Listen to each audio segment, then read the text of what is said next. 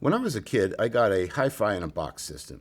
You know, the kind with detachable speakers you could spread out for stereo sound. It wasn't the best sounding system out there, but it was the one that helped me really start loving to listen to music. And today, I'd like to show you what, to me, represents the evolution of my all-in-one system, the Klipsch 5, 7s, and 9s 2. These are capable of playing high-res streaming music, and they have wired connections for analog and digital sources, including an HDMI eARC input for your TV.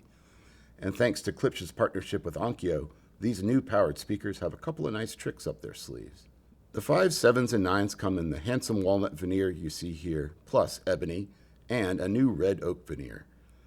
Klipsch has improved the baffle from the earlier models using a one-piece front that offers improved rigidity, and, in my opinion, a sleeker look if you're the type who prefers grills off. All three speakers feature the legendary Klipsch Tractrix horn tweeter, which delivers pinpoint upper frequency detail with a generous listening sweet spot. Like other Klipsch speakers you may have heard before, this horn is a big part of the Klipsch sound, creating a kind of forward overall presentation that's distinctive and satisfying. I've heard it said that Klipsch speakers are harsh in the treble region due to this horn, but I've never found that to be the case. The 5s get a 5¼ inch cerametallic woofer, while the 7s use a 6½ inch woofer, and the 9s use a burly 8-inch woofer. As you go up the line, the cabinets get bigger, and the speakers can play deeper, as you'd expect them to. The 5s play all the way down to a respectable 55 Hz, while the 7s can reach all the way down to 39 Hz, and the 9s can dig all the way down to 31 Hz, which is nice and deep. In fact, depending on what room they're in, you might find yourself not really wanting a sub at all in your system. On the top of the main speaker is the familiar control dial we saw in the original 5s, 7s, and 9s, which, along with the multi-function button, lets you change sources, volume, etc. It works great, and works a lot like it did in the original series. I found myself using the backlit remote more often, and you can also control things with the Klipsch Connect app. It's nice to have 3 control options. Around back of the main speaker, you'll find your physical connections, which vary a little bit by model.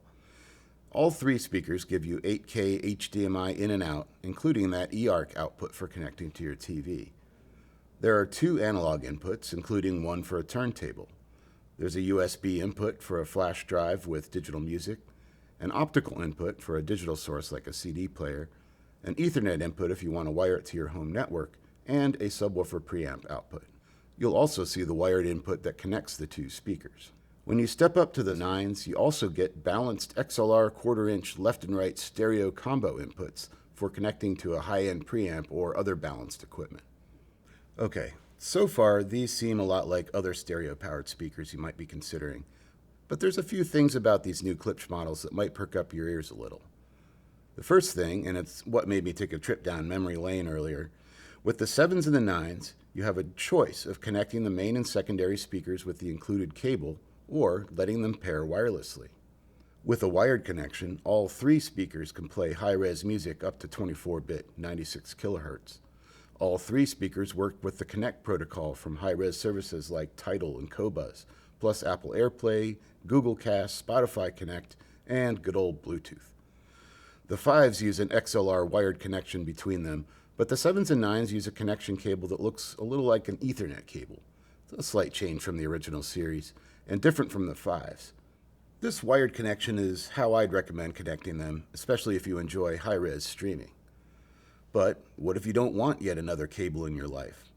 The 7s and the 9s come pre-paired wirelessly by default, so all you have to do is plug them in for power, spread them out, and you're good to go. This will knock the stream quality down from high-res to CD quality, which is still really good, and perhaps worth the trade-off depending upon your setup.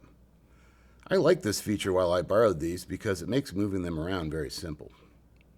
The second thing that sets the 5s, 7s, and 9s apart is that they give you Dolby Atmos decoding and virtual height channels. So even when you have just 2 speakers powering your TV sound, these will do their best to simulate overhead sound effects through Onkyo's processing, some psychoacoustics, and quite possibly mild witchcraft. Does it work as well as wired overhead speakers? No, but I'd say it works a lot like a soundbar simulating overhead effects, and in practice, it kind of opens up the soundstage from normal stereo. The third thing that sets these apart, not found in the fives, but once you step up to the sevens or the nines, is Dirac Live room correction. A standard Dirac license is included, and so is the calibration mic, which plugs into a mini jack input on the back of the main speaker. Follow the instructions in the Klipsch Connect app, and you can tune these speakers for the room that they're in with ease. I brought a pair of the Sevens 2 home to try out, and I'm a big Klipsch fan. I've got loads of copper woofers staring back at me while I watch movies, so I know I'm a little biased, but these speakers really are incredible.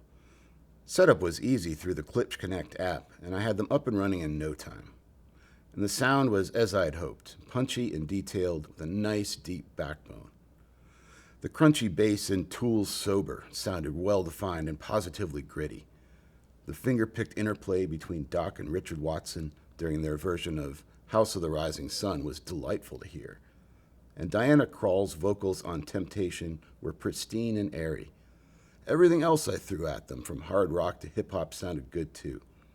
The bass you get with these in particular is really top-notch, whether it's layered like Massive Attack or Tool, or snappy and quick like someone playing stand-up bass on a jazz record. Now, the sevens are hardly what I'd call portable, but I did move them out to my backyard at one point and used them with my projector over Bluetooth. And that's when the true wireless connection option came in handy, because I wanted to spread them out like 20 feet apart and not trip over the connecting wire in the dark. Maybe that's not a common way to use these, but you could. So they're really great, but not perfect. They run Bluetooth 5.4, but all you get are SBC and AAC codecs, no higher res aptX variants. The Ethernet style connecting cable for the 7s and 9s has a little physical play at the connection point, and the cable's very stiff. And you need to purchase an add-on to the standard Dirac Live license if you want to use the room correction with a subwoofer. But overall, what you get with the Klipsch 5, 7s, and 9s Mark II is an all-in-one hi-fi system that can keep up with a system of separates with all the connections you're likely to need to connect your source gear. And if you just stream all your music, you don't need anything else. With the HDMI eARC connection, Dolby Atmos virtualization, and Dirac Live room correction, they're well worth a look. Thanks for watching today. If you have any questions, just get in touch with us here at Crutchfield.